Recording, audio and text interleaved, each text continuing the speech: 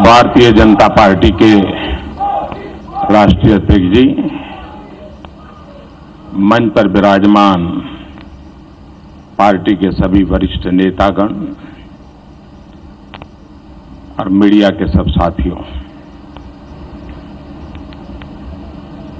सबसे पहले तो हमारे पूर्व के वक्ताओं ने जो बातें रखी है उस सब के नीचे मैं अपना सिग्नेचर कर देता हूं।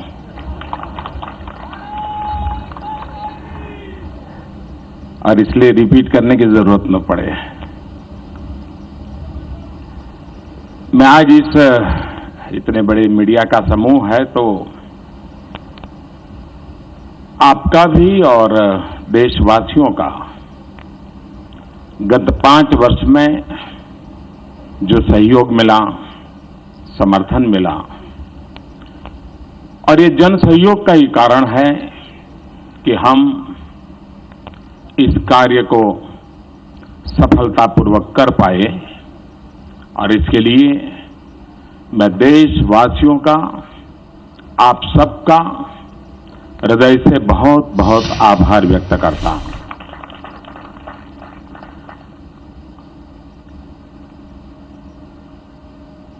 सामान्य रीते ये स्वाभाविक है कि चुनाव के पहले हर राजनीतिक दल अपनी बात लेकर के आती है, लेकिन राजनाथ जी के नेतृत्व में हमारे अध्यक्ष जी ने जो कमेटी बनाई थी उसने पिछले 2-3 महीने लगातार मेहनत की और एक प्रकार से जन के मन की बात, उनकी आशा, अपेक्षा, आकांक्षाओं को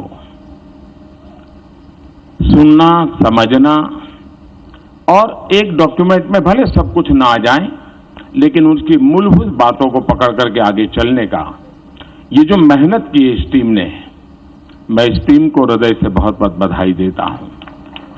शायद हिंदुस्तान में पहली बार इतनी बड़ी मात्रा में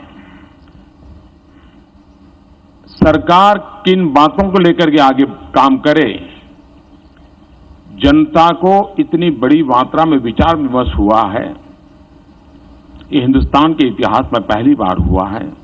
और ये लोकतंत्र का ट्रू स्पिरिट है और उसको हमने आगे बढ़ाने का प्रयास किया है। आपने देखा होगा कि मैनिफेस्टो में 3 प्रमुख बातों का उल्लेख किया गया है।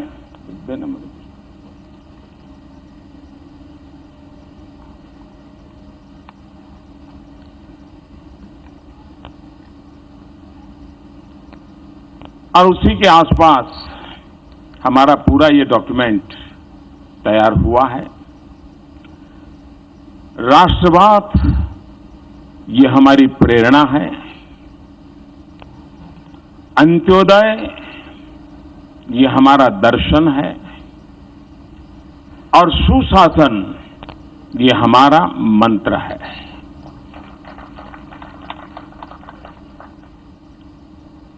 इस पूरी रचना जो है उसमें एक आमतौर पर ये मैनिफेस्टो 2024 के लिए है, लेकिन देश की जनता हमारा हिसाब ढंग से मांग सके, इसलिए पहली बार हमने साहस किया है कि इंटरिम भी हमारा हिसाब लिया जाए।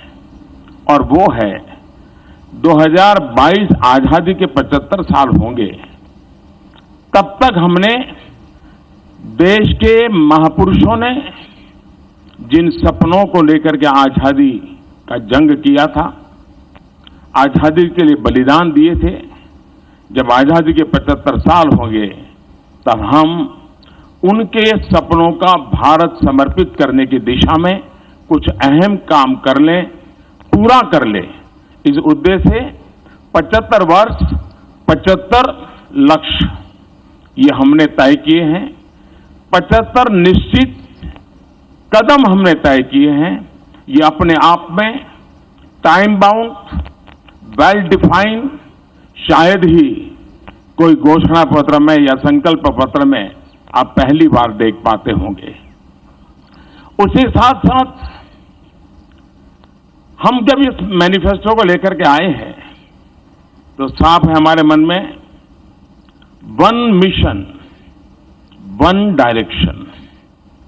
हम देश को समृद्ध बनाने के लिए, सामान्य मानवीय के सशक्तिकरण को लेकर के, जन भागीदारी को बढ़ाते हुए, लोकतांत्रिक मूल्यों को महत्व देते हुए, और सरकार की सबसे बड़ी कसौटी ये नहीं होती है कि आपने क्या किया, सरकार की सबसे बड़ी कसौटी है लास्ट माइल डिलीवरी की। और इसलिए वन मिशन वन डायरेक्शन लेकर के हम आगे बढ़ना का हमारा निर्धारित मंत्र है। उसी प्रकार से हमारे समाज में विविधताएं हैं, भाषा की विविधता है, जीवन स्तर की भी विविधता है, शिक्षा में भी विविधता है, जीवन शैली में भी विशेषता है। और इसलिए एक ही डंडे से सबको हाँका नहीं जा सकता, और इसलिए विकास को हमने मल्टी लेयर बनाने की दिशा में, इसमें हमने समाहित करने की पूरी कोशिश की है। गांव हो, शहर हो, अगड़ा हो, पिछड़ा हो, दलित हो, पीड़ित हो, शोषित हो, वंचित हो, आदिवासी हो, पुरुष हो, महिला हो, नौजवान हो, सीनियर सिटीजन हो, हर एक को एक प्रकार से मल्टी लेयर हमने इसकी सबको एड्रेस करने की कोशिश की है। दूसरा हमने प्रयास किया है मल्टी डायमेंशनल, जैसी जहां आवश्यकता उस प्रकार से हम आगे बढ़ना चाहते हैं। एक ही खांचे में, एक ही सांचे में, एक ही ढांचे में चीजों को समाहित करके हम परिणाम नहीं ला सकते हैं। राजनीति चल सकती है, लेकिन देश नीति चलाने के लिए, देश को आगे बढ़ाने के लिए हमने मल्टी डायमेंशनल लेवल पे काम करना होता है। उसको हमने इसमें लेने का पूरा प्रयास किया है। अब जैसे उदाहरण के लिए, आने वाले दिनों में भारत के सामने जो कुछ कठिनाइयां नजर आ रही है, जैसे पानी, खास करके मैं आज जब तमिलनाडु की गहराई में जाता हूं तो ध्यान में आता है कि आने वाले दिन कितने संकट वाले जा सकते हैं। राजस्थान, गुजरात जैसे प्रदेश सदियों से पानी के अभाव में जिए हैं, उन्होंने अपने रास्ते खोजे हैं, लेकिन आज भी देश के कई प्रदेश हैं, उनके लिए भारत सरकार ने गंभीरता से सोच करके समस्याओं का समाधान करना होगा और एक लंबी योजना से करना होगा। और इसलिए हमने सोचा है कि देश में पहली बार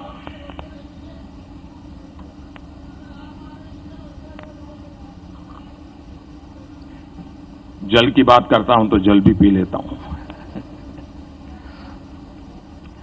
हम एक अलग जल शक्ति मंत्रालय बनाएंगे।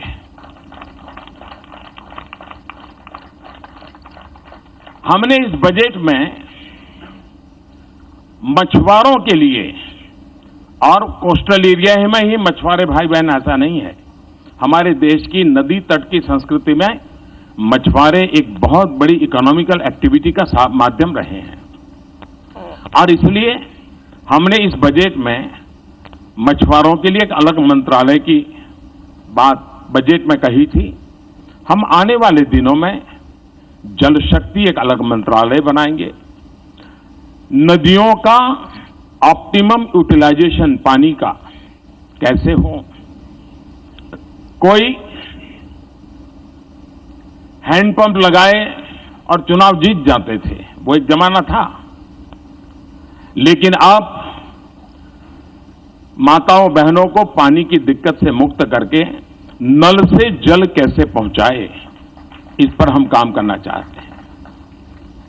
हम पानी के संबंध में एक स्पेशल टास्क फोर्स, एक मिशन मोड में रचना करके उसका हम एक बहुत बड़ा बल देकर के काम करना चाहते हैं।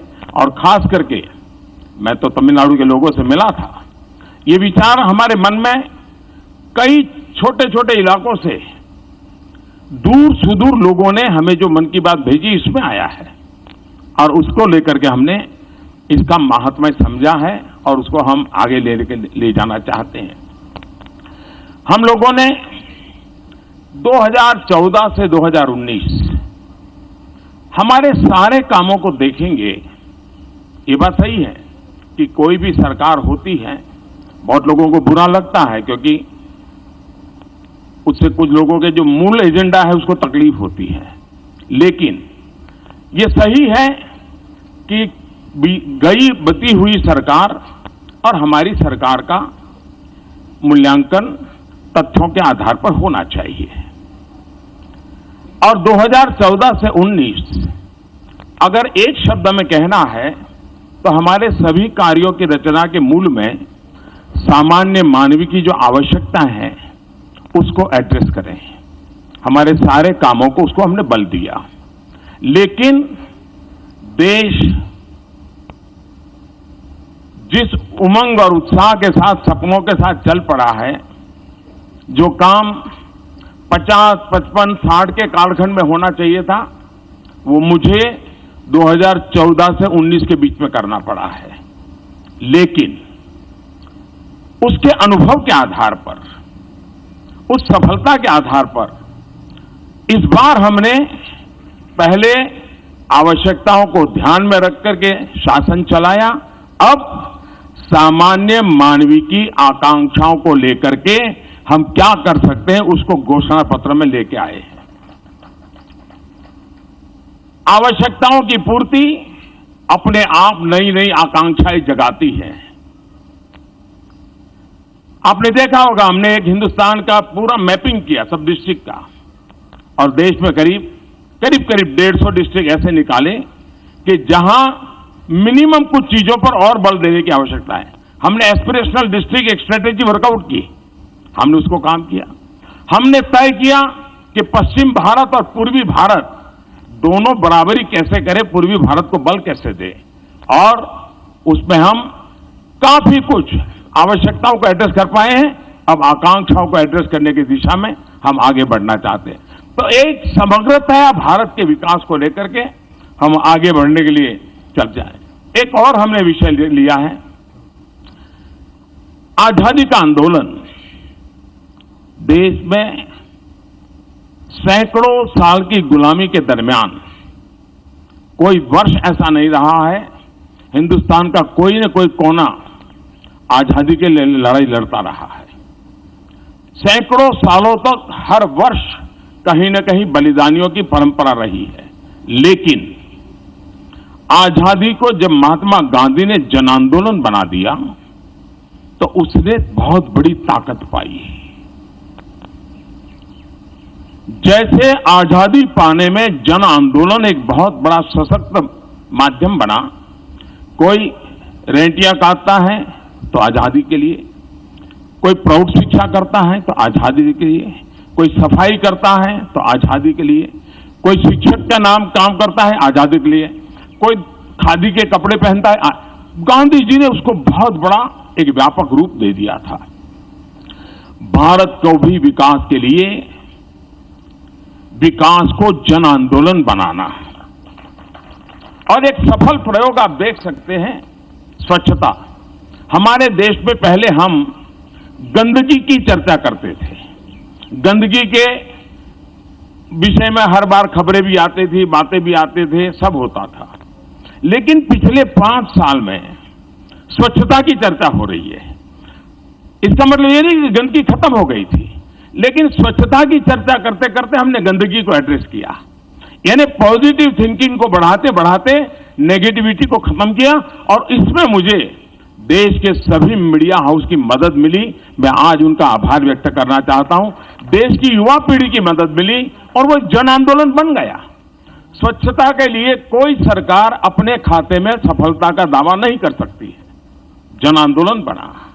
जब जन आंदोलन बनता है तो कितनी बड़ी सफलता मिलती है, और इसलिए हम विकास को जन आंदोलन बनाने की दिशा में केंद्रस्थ विचार लेकर के चलना चाहते हैं।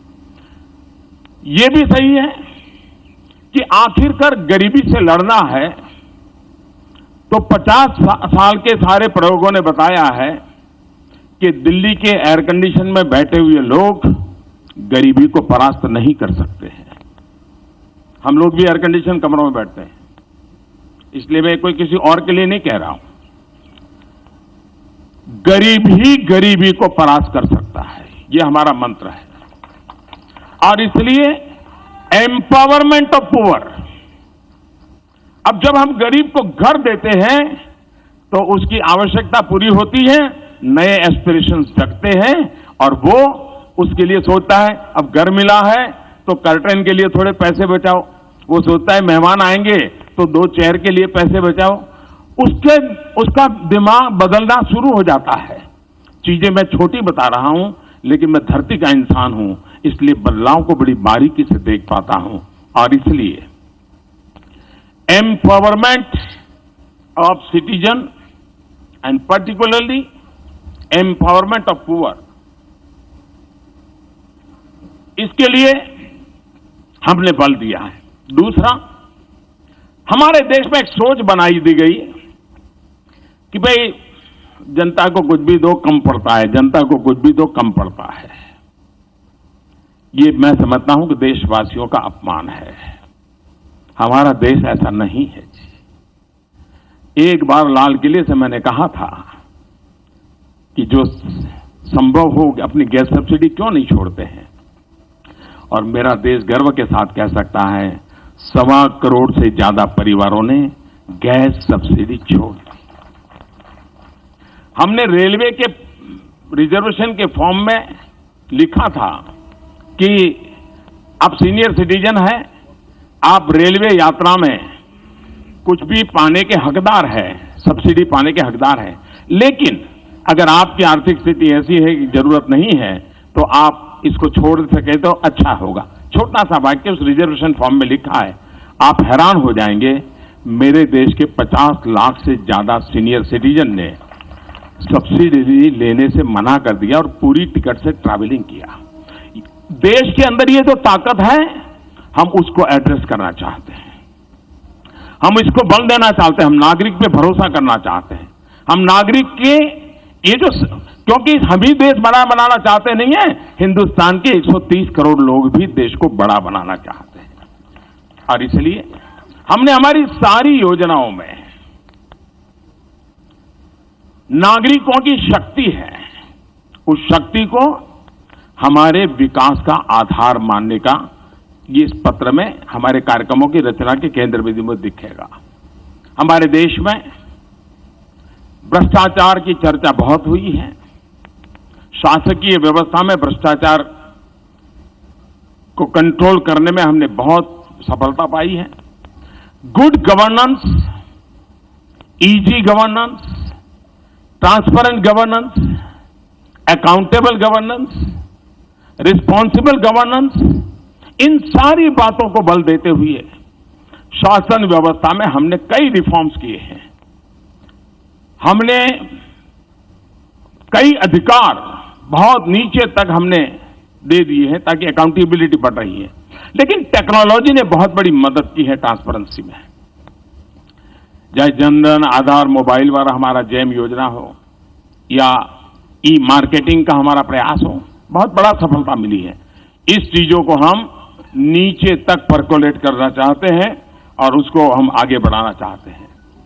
किसान के लिए पेंशन की बात हो, खेत मजदूर के लिए पेंशन, इस एक बहुत बड़े कदम की ओर हम आगे बढ़ रहे हैं ताकि वो एक एश्योर्ड जिंदगी जीने के लिए, अपने परिवार के साथ काम करने के लिए सफलता से आगे बढ़ेगा।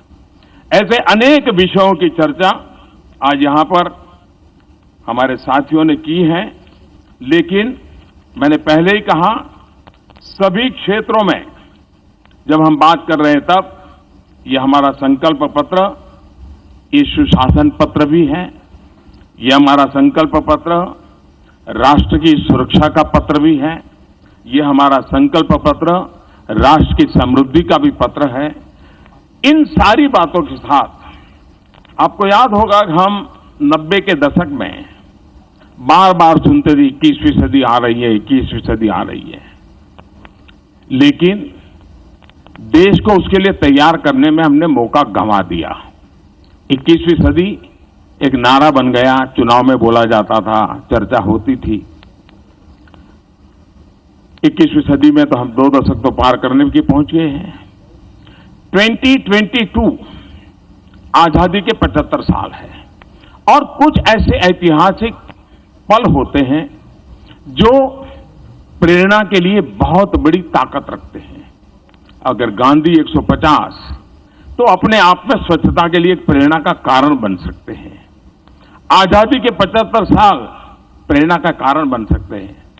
अब हम सुनते हैं कि 21वीं सदी एशिया की सदी है। अगर 21वीं सदी एशिया की सदी है तो भारत उसको लीड करे या न करे, करना चाहिए कि नहीं कर चाहिए, कर सकते हैं या नहीं कर सकते हैं, हमारा संकल्प पत्र है। हम संकल्प के साथ चलते हैं कि जब हिंदुस्तान की आजादी के 100 साल होंगे, 2047 आजादी के 100 साल हो, तब देश डेवलपिंग कंट्री से डेवलप कंट्री की ऊंचाई को कैसे पार करे। और ऐसी बहुत सी बातें कह सकते हैं हम, लेकिन मैं 2047 की ओर नहीं ले जा रहा हूं आपको, लेकिन 2047 का जो मजबूत फाउंडेशन है 2019 से 24 में रखना होगा। 2019 के 24 के मजबूत फाउंडेशन के आधार पर ही 2047 आजादी के 100 साल देश और वो हिंदुस्तान के हर नागरिक का सपना बने, एक मास मूवमेंट बने। हमें देश को वहां ले जाना है और एक बार ये हम मिजाज पैदा कर देते हैं। हमने घोषणा पत्र में, संकल्प पत्र में इस बात का इशारा किया है, विस्तार नहीं किया है, लेकिन हमने जो विस्तार किया है वो इन 5 सालों के लिए किया है। और उसमें हमने 2022 आजादी के 75 साल को देश के सामने हमने अपने आप को कटघरे में खड़े कर करके अकाउंटेबिलिटी के लिए प्रस्तुत किया है। ये अपने आप में एक बहुत बड़ा हमारा निर्णय है और हमने किया है। देश भ्रष्टाचार को सहने को तैयार नहीं है।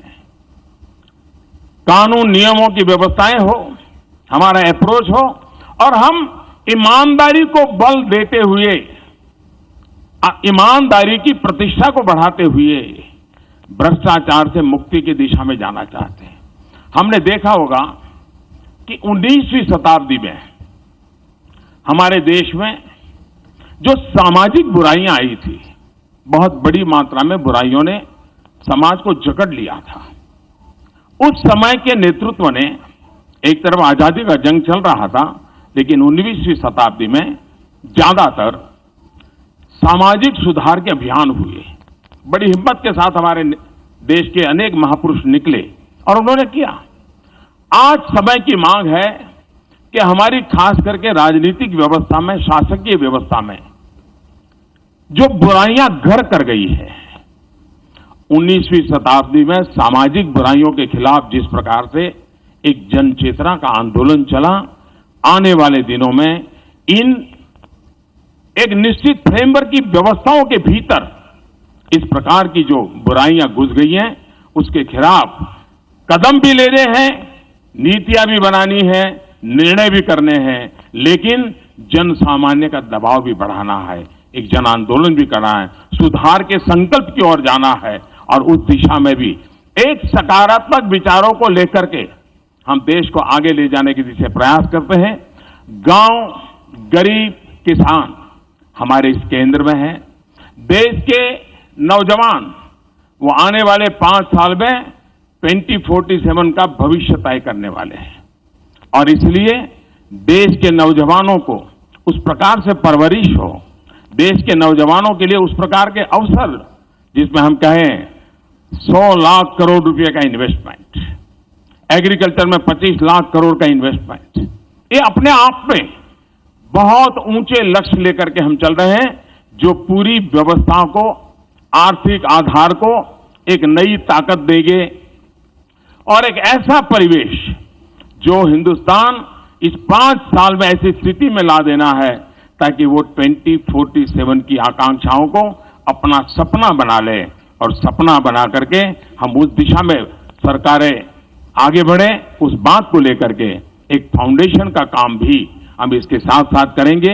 आकांक्षाओं को पूर्ण करने का सपना लेकर के हम आगे बढ़ रहे हैं। मैं फिर एक बार इस संकल्प पत्र की रचना में जिस टीम ने काम किया है उनका अभिनंदन करता हूं। मैं बारीकी में छोटे छोटे प्रोग्राम की रचना में नहीं गया हूं। एक मूलतः राष्ट्र को आगे 5 साल में किस दिशा में जाना चाहिए, बैक ऑफ द माइंड मेरे मन में क्या विचार रहते हैं, उसको मैंने अभिव्यक्त करने का प्रयास किया है। मैं फिर एक बार आप सबने जो कुछ भी सहयोग दिया है उसके लिए आपका धन्यवाद करते हुए मेरी वाणी को विराम देता हूं। धन्यवाद।